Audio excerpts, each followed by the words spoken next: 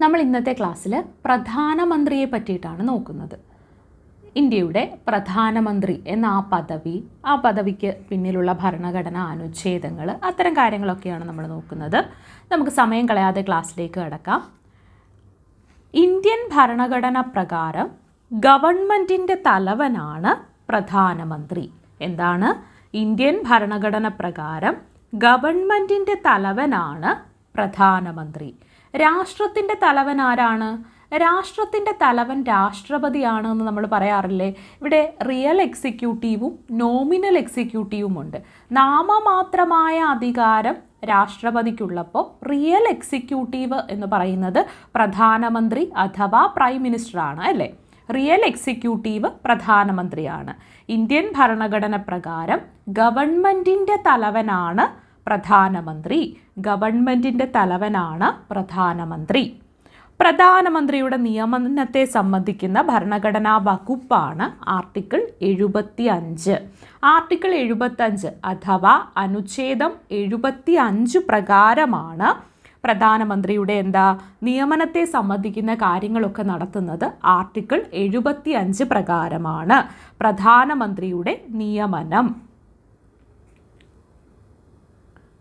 പ്രധാനമന്ത്രിയുടെ നിയമനത്തെ സംബന്ധിച്ച കാര്യങ്ങളൊക്കെ ആർട്ടിക്കിൾ 75 പ്രകാരമാണ്. പ്രധാനമന്ത്രിയെ നിയമിക്കുന്നത് ആരാ? പ്രധാനമന്ത്രിയെ നിയമിക്കുന്നത് രാഷ്ട്രപതിയാണ്. പ്രധാനമന്ത്രിയെ നിയമിക്കുന്നത് ആരാണ്? പ്രധാനമന്ത്രിയെ നിയമിക്കുന്നത് രാഷ്ട്രപതിയാണ്. തുല്യരിൽ ഒന്നാമൻ, ക്യാബിനറ്റിലെ ആണിക്കല്ല് എന്നിങ്ങനെയൊക്കെ ആരറിയപ്പെടുന്നുണ്ട്? പ്രധാനമന്ത്രി അറിയപ്പെടുന്നുണ്ട്. തുല്യരിൽ ഒന്നാമൻ, ക്യാബിനറ്റിലെ ആണിക്കല്ല് എന്നിങ്ങനെ അറിയപ്പെടുന്നത് പ്രധാനമന്ത്രിയാണ്. അപ്പം നമ്മളോട് പരീക്ഷയിൽ ചോദിക്കുക, തുല്യരിൽ ഒന്നാമൻ എന്നറിയപ്പെടുന്നത് ചുവടെ തന്നിരിക്കുന്നതിൽ ആര്? രാഷ്ട്രപതി, പ്രധാനമന്ത്രി, ഉപരാഷ്ട്രപതി, മുഖ്യമന്ത്രി ഇങ്ങനെയൊക്കെ ചോദിക്കുമ്പോൾ ആരാണ് ഉത്തരം? പ്രധാനമന്ത്രിയാണ് ഉത്തരം. തുല്യരിൽ ഒന്നാമൻ, ക്യാബിനറ്റിലെ ആണിക്കല്ല് എന്നിങ്ങനെ അറിയപ്പെടുന്നത് പ്രധാനമന്ത്രിയാണ്. പ്രധാനമന്ത്രിയുടെ നേതൃത്വത്തിലുള്ള ക്യാബിനറ്റിലാണ് യഥാർത്ഥ ഭരണാധികാരം നിക്ഷിപ്തമായിരിക്കുന്നത്. പ്രധാനമന്ത്രിയുടെ നേതൃത്വത്തിലുള്ള ക്യാബിനറ്റിലാണ് യഥാർത്ഥ ഭരണാധികാരം നിക്ഷിപ്തമായിരിക്കുന്നത്. ക്യാബിനറ്റിലെ അംഗങ്ങളെ തിരഞ്ഞെടുക്കാനും നീക്കം ചെയ്യാനുമൊക്കെയുള്ള അധികാരം പ്രധാനമന്ത്രിയിൽ നിക്ഷിപ്തമാണ്. പ്രധാനമന്ത്രിയുടെ നേതൃത്വത്തിലുള്ള ക്യാബിനറ്റിലാണ് യഥാർത്ഥ ഭരണാധികാരം നിക്ഷിപ്തമായിരിക്കുന്നത്. ക്യാബിനറ്റിലെ അംഗങ്ങളെ തിരഞ്ഞെടുക്കാനും നീക്കം ചെയ്യാനുമുള്ള അധികാരം പ്രധാനമന്ത്രിയിൽ നിക്ഷിപ്തമാണ്. ഭരണഘടന അനുസരിച്ച് പാർലമെൻറ്റിൻ്റെ സഭയിലുള്ളവർക്കും പ്രധാനമന്ത്രി പദവി വഹിക്കാവുന്നതാണ്. ഭരണഘടന അനുസരിച്ച് പാർലമെൻറ്റിൻ്റെ സഭകളിലുള്ളവർക്കും പ്രധാനമന്ത്രി പദവി വഹിക്കാവുന്നതാണ്. ലോക്സഭയിൽ ഭൂരിപക്ഷമുള്ള പാർട്ടിയുടെ പാർലമെൻ്ററി നേതാവിനെയാണ് പ്രധാനമന്ത്രിയായിട്ട് പ്രസിഡന്റ് നിയമിക്കാൻ സാധിക്കുന്നത്. ലോക്സഭയിൽ ഭൂരിപക്ഷമുള്ള പാർട്ടിയുടെ പാർലമെൻ്ററി നേതാവിനെയാണ് പ്രധാനമന്ത്രിയായിട്ട് പ്രസിഡന്റിന് നിയമിക്കാൻ സാധിക്കുന്നത്. അതുപോലെ ആർക്കും ഭൂരിപക്ഷം ലോക്സഭയിൽ ഇല്ലാതെ വരുമ്പോൾ പ്രസിഡന്റിന് തൻ്റെ വിവേചനാധികാരം ഉപയോഗിച്ച് പ്രധാനമന്ത്രിയെ തീരുമാനിക്കാവുന്നതാണ്. എന്നിട്ട് പ്രസ്തുത പ്രധാനമന്ത്രി പിന്നീട് ലോക്സഭയിൽ വിശ്വാസ വോട്ട് നേടി വിജയിക്കണം. അപ്പോൾ ഭരണഘടന അനുസരിച്ച് പാർലമെൻറ്റിൻ്റെ ഇരുസഭയിലുള്ളവർക്കും പ്രധാനമന്ത്രി പദവി വഹിക്കാവുന്നതാണ്. ലോക്സഭയിൽ ഭൂരിപക്ഷമുള്ള പാർട്ടിയുടെ പാർലമെൻ്ററി നേതാവിനെയാണ് പ്രധാനമന്ത്രിയായിട്ട് പ്രസിഡന്റ് നിയമിക്കുന്നത്. ആർക്കും ഭൂരിപക്ഷം ലോക്സഭയിൽ ഇല്ലാതെ വരുമ്പോൾ പ്രസിഡന്റിന് തൻ്റെ വിവേചനാധികാരം ഉപയോഗിച്ചുകൊണ്ട് പ്രധാനമന്ത്രിയെ തീരുമാനിക്കാവുന്നതാണ്. പ്രസ്തുത പ്രധാനമന്ത്രി പിന്നീട് ലോക്സഭയിൽ വിശ്വാസ വോട്ട് നേടി വിശ്വാസ വോട്ട് നേടി വിജയിക്കണം. പാർലമെൻറ്റിൽ അംഗമല്ലാത്ത ഒരു വ്യക്തിക്ക് ഇന്ത്യൻ പ്രധാനമന്ത്രിയാകാൻ സാധിക്കും. പാർലമെൻറ്റിൽ അംഗമല്ലാത്തൊരു വ്യക്തിക്കും ഇന്ത്യൻ പ്രധാനമന്ത്രിയാകാൻ സാധിക്കും. പക്ഷേ പ്രധാനമന്ത്രിയായി 6 മാസത്തിനകം ലോക്സഭയിലോ രാജ്യസഭയിലോ ഇലക്ഷനിലൂടെ അംഗത്വം നേടിയിരിക്കണം. അപ്പോൾ പാർലമെൻറ്റിൽ അംഗമല്ലാത്ത ഒരു വ്യക്തിക്ക് ഇന്ത്യൻ പ്രധാനമന്ത്രിയാകാൻ സാധിക്കും. പ്രധാനമന്ത്രിയായി 6 മാസത്തിനകം ലോക്സഭയിലോ രാജ്യസഭയിലോ ഇലക്ഷനിലൂടെ എന്ത് ചെയ്യണം? അംഗത്വം നേടിയിരിക്കണം. നമ്മൾ പറഞ്ഞ കാര്യങ്ങളെ ഞാൻ ഒന്നുകൂടി ആവർത്തിച്ചു പറയുകയാണ്. ഇന്ത്യൻ ഭരണഘടന പ്രകാരം ഗവൺമെൻറ്റിൻ്റെ തലവനാണ് പ്രധാനമന്ത്രി. ആർട്ടിക്കിൾ 75 പ്രകാരം അഥവാ അനുച്ഛേദം 75 പ്രകാരമാണ് എന്ത്? പ്രധാനമന്ത്രിയുടെ നിയമനത്തെ സംബന്ധിക്കുന്നത്. പ്രധാനമന്ത്രിയെ നിയമിക്കുന്നത് രാഷ്ട്രപതിയാണ്. തുല്യരിൽ ഒന്നാമൻ, ക്യാബിനറ്റിലെ ആണിക്കല്ല് എന്നിങ്ങനെ അറിയപ്പെടുന്നത് ആരാണ്? പ്രധാനമന്ത്രിയാണ്. പ്രധാനമന്ത്രിയുടെ നേതൃത്വത്തിലുള്ള ക്യാബിനറ്റിലാണ് യഥാർത്ഥ ഭരണാധികാരം നിക്ഷിപ്തമായിരിക്കുന്നത്. ക്യാബിനറ്റിലെ അംഗങ്ങളെ തിരഞ്ഞെടുക്കാനും നീക്കം ചെയ്യാനുമുള്ള അധികാരം ആർക്കാണ്? പ്രധാനമന്ത്രിയിൽ നിക്ഷിപ്തമാണ്. ഭരണഘടന അനുസരിച്ച് പാർലമെൻറ്റിൻ്റെ ഇരുസഭയിലുള്ളവർക്കും പ്രധാനമന്ത്രി പദവി വഹിക്കാവുന്നതാണ്.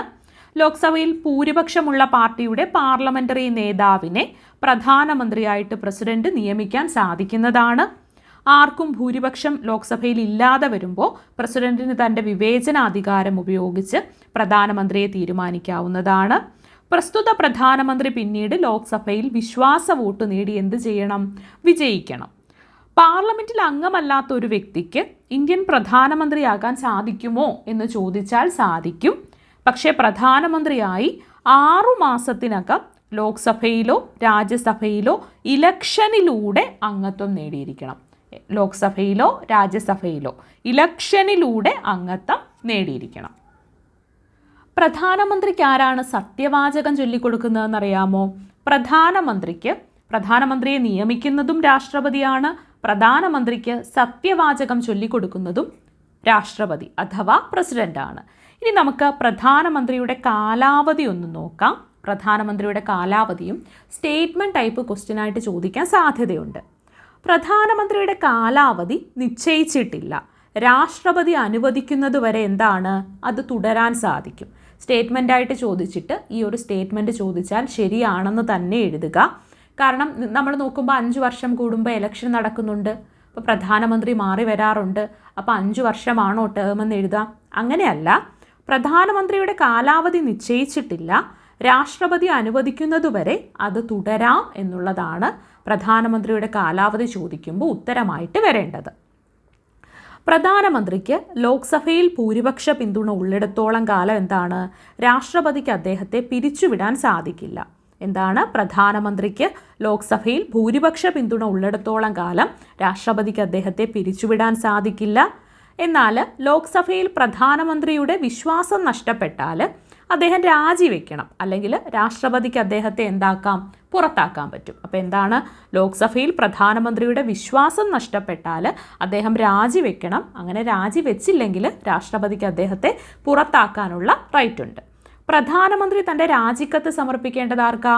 പ്രധാനമന്ത്രിയെ നിയമിക്കുന്നതും സത്യപ്രതിജ്ഞ ചൊല്ലിക്കൊടുക്കുന്നതും പ്രധാനമന്ത്രിക്ക് രാജിക്കത്ത് സമർപ്പിക്കാനുള്ളതും ആരുടെ അടുത്താണ്? രാഷ്ട്രപതിയുടെ അടുത്ത് തന്നെയാണ്.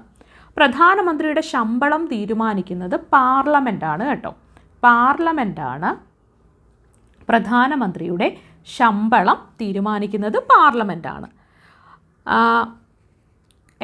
പ്രധാനമന്ത്രിയുടെ ശമ്പളവും അലവൻസുകളും ഒക്കെ പാർലമെൻറ്റ് കാലാകാലങ്ങളിൽ നിശ്ചയിക്കാറുണ്ട്.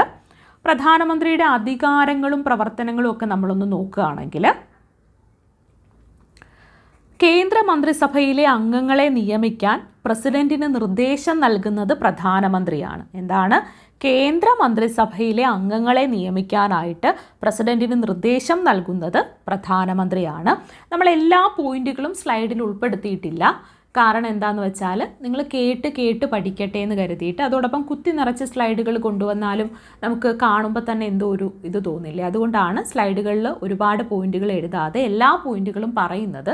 അതുകൊണ്ട് നിങ്ങൾ ആവർത്തിച്ച് കേൾക്കാനായിട്ട് ശ്രമിക്കുക, കേട്ട് നോട്ട്സ് എഴുതി എടുക്കാനായിട്ട് ശ്രമിക്കുക. അപ്പോൾ കേന്ദ്ര മന്ത്രിസഭയിലെ അംഗങ്ങളെ നിയമിക്കാൻ പ്രസിഡന്റിന് നിർദ്ദേശം നൽകുന്നത് പ്രധാനമന്ത്രിയാണ്. അതുപോലെ കേന്ദ്ര മന്ത്രിസഭയിലെ മന്ത്രിമാരുടെ വകുപ്പുകൾ തീരുമാനിക്കുന്നത് പ്രധാനമന്ത്രിയാണ്. ഇതൊക്കെ പ്രധാനമന്ത്രിയുടെ അധികാരത്തിനും പ്രവർത്തനങ്ങളുടെ ഉള്ളിൽ വരുന്ന കാര്യങ്ങളാണ്. ഒന്ന്, കേന്ദ്ര മന്ത്രിസഭയിലെ അംഗങ്ങളെ നിയമിക്കാൻ പ്രസിഡന്റിന് നിർദ്ദേശം നൽകുന്നു. കേന്ദ്ര മന്ത്രിസഭയിലെ മന്ത്രിമാരുടെ വകുപ്പുകൾ തീരുമാനിക്കുന്നു. കേന്ദ്ര മന്ത്രിസഭയിലെ അംഗങ്ങളെ പുറത്താക്കാനായിട്ട് പ്രസിഡന്റിന് നിർദ്ദേശം നൽകുന്നു. മന്ത്രിസഭാ മീറ്റിങ്ങുകളുടെ അധ്യക്ഷൻ പ്രധാനമന്ത്രിയാണ്. എല്ലാ മന്ത്രിമാരുടെയും പ്രവർത്തനങ്ങൾ അദ്ദേഹം നയിക്കുകയും നിയന്ത്രിക്കുകയും ഏകോപിപ്പിക്കുകയും ഒക്കെ ചെയ്യുന്നുണ്ട്. പ്രധാനമന്ത്രിയുടെ രാജി എന്താണ്?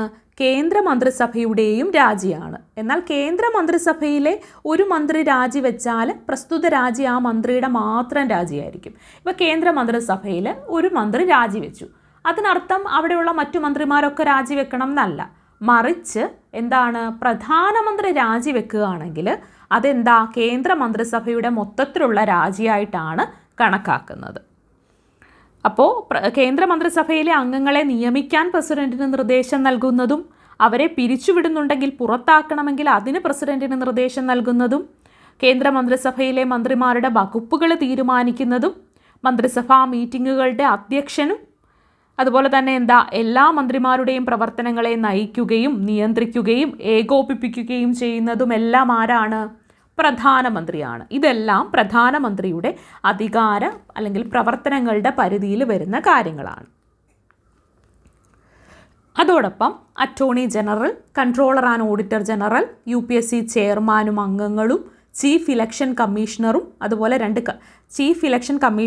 അതുപോലെ രണ്ട് കമ്മീഷണർമാരെയും ധനകാര്യ കമ്മീഷൻ ചെയർമാനെയും അംഗങ്ങളെയും ഒക്കെ പ്രധാനമന്ത്രിയുടെ നിർദ്ദേശപ്രകാരമാണ് രാഷ്ട്രപതി നിയമിക്കുന്നത്. ആരൊക്കെയാണ്? Attorney general, controller and auditor general, UPSC ചെയർമാനെയും അംഗങ്ങളെയും, ചീഫ് ഇലക്ഷൻ കമ്മീഷണറും മറ്റ് 2 കമ്മീഷണർമാരെയും ധനകാര്യ കമ്മീഷൻ ചെയർമാനെയും അംഗങ്ങളെയുമെല്ലാം പ്രധാനമന്ത്രിയുടെ നിർദ്ദേശപ്രകാരമാണ് രാഷ്ട്രപതി നിയമിക്കുന്നത്. പാർലമെൻറ്റ് സമ്മേളനങ്ങൾ വിളിച്ചു ചേർക്കാൻ പ്രസിഡന്റിന് നിർദ്ദേശം നൽകുന്നത് ആരാണ്? പ്രധാനമന്ത്രിയാണ്. പാർലമെൻറ്റ് പിരിച്ചുവിടാനുള്ള നിർദ്ദേശം പ്രസിഡന്റിന് നൽകുന്നത് ആരാണ്? അതും പ്രധാനമന്ത്രിയാണ്. കേന്ദ്ര മന്ത്രിസഭയുടെ പോളിസികൾ തീരുമാനിക്കുന്നത് പ്രധാനമന്ത്രിയാണ്. വിദേശ നയ രൂപീകരണത്തിലും പ്രധാന പങ്ക് വഹിക്കുന്നത് ആരാണ്? പ്രധാനമന്ത്രിയാണ്. എന്തോരം പവറുകളാണ് പ്രധാനമന്ത്രി ഹോൾഡ് ചെയ്യുന്നതെന്ന് നമുക്കിവിടെ മനസ്സിലാക്കാൻ പറ്റില്ലേ? അതുകൊണ്ടാണ് റിയൽ എക്സിക്യൂട്ടീവ് എന്ന് നമ്മൾ പറയുന്നത്, അല്ലേ? റിയൽ എക്സിക്യൂട്ടീവാണ്. തുല്യരിൽ ഒന്നാമനെന്ന് പറയുന്നതും ക്യാബിനറ്റിലെ ആണിക്കല്ലെന്ന് വിശേഷിപ്പിക്കുകയൊക്കെ ചെയ്യുന്നത് എന്തുകൊണ്ടാണ്?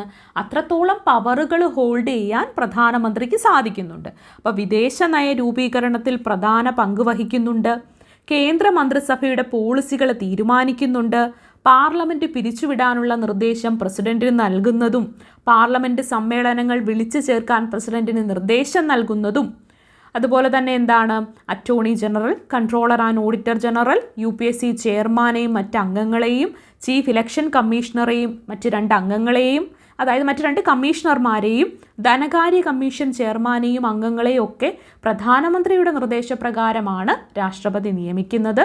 പ്രധാനമന്ത്രി രാജിവെച്ചാൽ അത് കേന്ദ്ര മന്ത്രിസഭയുടെ രാജിയായിട്ടാണ് കണക്കാക്കുന്നത്. എല്ലാ മന്ത്രിമാരുടെയും പ്രവർത്തനങ്ങൾ അദ്ദേഹം നയിക്കുകയും നിയന്ത്രിക്കുകയും ഏകോപിപ്പിക്കുകയും ഒക്കെ ചെയ്യുന്നുണ്ട്. മന്ത്രിസഭാ മീറ്റിങ്ങുകളുടെ അധ്യക്ഷനാരാണ്? പ്രധാനമന്ത്രിയാണ്. കേന്ദ്ര മന്ത്രിസഭയിലെ അംഗങ്ങളെ പുറത്താക്കാൻ പ്രസിഡന്റിന് നിർദ്ദേശം നൽകുന്നതും ആരാണ്? പ്രധാനമന്ത്രിയാണ്. കേന്ദ്ര മന്ത്രിസഭയിലെ മന്ത്രിമാരുടെ വകുപ്പുകൾ തീരുമാനിക്കുന്നതും കേന്ദ്ര മന്ത്രിസഭയിലെ അംഗങ്ങളെ നിയമിക്കാൻ പ്രസിഡന്റിന് നിർദ്ദേശം നൽകുന്നതുമെല്ലാം പ്രധാനമന്ത്രിയാണ്. പ്രധാനമന്ത്രിയുടെ പദവി എന്നല്ല, പ്രധാനമന്ത്രിയുടെ ആ പദവി ഉപയോഗിച്ചുകൊണ്ട് അദ്ദേഹത്തിന് ചെയ്യാൻ പറ്റുന്ന കാര്യങ്ങൾ എന്തൊക്കെയാണ്, പ്രധാനമന്ത്രി എന്ന ആ പദവിക്ക് ചെയ്യാൻ പറ്റുന്ന അധികാരങ്ങളും പ്രവർത്തനങ്ങളും എന്തൊക്കെയാണെന്നാണ് നമ്മളിപ്പോൾ പറഞ്ഞത്. ഇതിത്രയും കൂടാതെ അദ്ദേഹം വഹിക്കുന്ന ചില ചുമതലകളും കുറച്ച് പദവികളും കൂടിയുണ്ട്. അതെന്തൊക്കെയാണെന്ന് നോക്കിയാൽ, നീതി ആയോഗിൻ്റെ ചെയർമാൻ പ്രധാനമന്ത്രിയാണ്. ദേശീയ വികസന സമിതിയുടെ ചെയർമാൻ പ്രധാനമന്ത്രിയാണ്. കേന്ദ്ര ഗവൺമെൻറ്റിൻ്റെ പാർലമെൻറ്റിലെ ഔദ്യോഗിക വക്താവ് പ്രധാനമന്ത്രിയാണ്.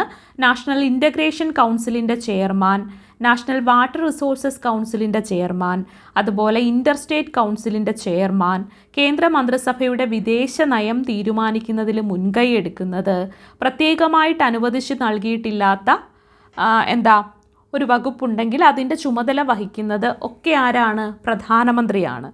അതുകൊണ്ടാണ് അദ്ദേഹത്തിനെ ക്യാബിനറ്റിലെ ആണിക്കല്ലെന്നും തുല്യരിൽ ഒന്നാമനെന്നും ഒക്കെ വിശേഷിപ്പിക്കുന്നത്.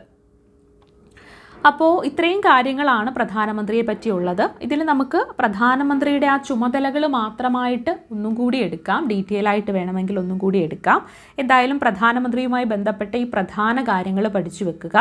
ആർട്ടിക്കിൾ 75 അനുച്ഛേദം 75 പ്രധാനമന്ത്രിയുടെ നിയമനത്തെ സംബന്ധിക്കുന്ന കാര്യങ്ങൾ പറയുന്നത്. അത് ഉറപ്പായിട്ടും ഒന്ന് ഓർത്തു വെക്കുക. ആർട്ടിക്കിൾ 75 പ്രധാനമന്ത്രിയെ നിയമിക്കുന്നതും സത്യപ്രതിജ്ഞ ചൊല്ലിക്കൊടുക്കുന്നതും പ്രധാനമന്ത്രി രാജി സമർപ്പിക്കുന്നതും എല്ലാം രാഷ്ട്രപതിക്കാണെന്ന് ഓർത്തു വെക്കുക. തുല്യരിൽ ഒന്നാമൻ, ക്യാബിനറ്റിലെ ആണിക്കല്ല് എന്നീ വിശേഷണങ്ങളൊക്കെ പ്രധാനമന്ത്രിക്കുള്ളതാണ്. പ്രധാനമന്ത്രിയെ പറ്റി ഇതുമാത്രമല്ല കേട്ടോ, ഒരുപാട് മന്ത്രിമാരാകുന്ന ഗ്രഹങ്ങൾ ഭ്രമണം ചെയ്യുന്ന സൂര്യനാണ് പ്രധാനമന്ത്രി എന്നൊക്കെയാണ് ജെന്നിങ്സ് പറഞ്ഞിട്ടുള്ളത്. അങ്ങനെ പ്രധാനമന്ത്രിക്ക് ഒരുപാട് വിശേഷണങ്ങളുണ്ട്. അതൊക്കെ നമുക്ക് ഡീറ്റെയിൽ ആയിട്ട് പിന്നീട് എടുക്കാം. ആവർത്തിച്ച് ഈ ക്ലാസ് കേൾക്കുക. എന്തെങ്കിലും ഡൗട്ടുകൾ ഉണ്ടെങ്കിൽ എന്ത് ചെയ്യുക, ചോദിക്കുക. നമ്മുടെ ടെലഗ്രാം ചാനലിൻ്റെ ലിങ്ക് കമൻറ്റിൽ പിൻ ചെയ്യുന്നുണ്ടാവും. ആ ടെലഗ്രാം ചാനലിൽ ജോയിൻ ചെയ്യാനായിട്ട് ശ്രമിക്കുക. അപ്പോൾ കൂടുതൽ ഇൻഫർമേറ്റീവായിട്ടുള്ള കാര്യങ്ങളുമായിട്ട് നമുക്ക് മറ്റൊരു ക്ലാസ്സിൽ കാണാം.